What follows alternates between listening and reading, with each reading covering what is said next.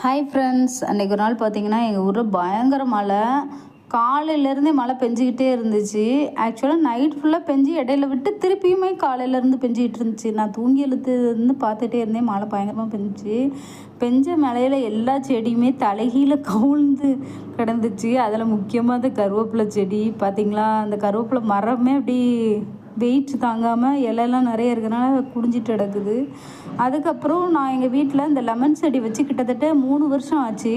சரி 3 வருஷம் ஆச்சு, நீ காய் காய்க்கவே இல்லை. நான் அந்த சீசன் அப்போ கூட அது பக்கத்தில் போய் சொன்னேன், என்ன நீ பூக்கவே இல்லை, காய்க்கவும் இல்லைன்னு. ஆனால் எனக்கு தெரியாமலே அதில் ஒரு காய் வந்திருக்கு. எப்போ பூத்துச்சு என்ன ஏதுன்னு எனக்கு தெரில. பாருங்கள், இதுதான் அந்த காய். ரொம்ப அழகாக இருந்துச்சு. ஒரே ஒரு காய் மட்டும் வந்திருக்கு அதிசயமாக. மேலெலாம் பூ எதுவுமே இல்லை. அந்த ஒரே ஒரு காய் மட்டும் தான் அந்த ஹோல் மரத்தில் இருக்குது. அப்புறம் நான் ஃபுல்லாக சுற்றி சுற்றி பார்த்தேன்.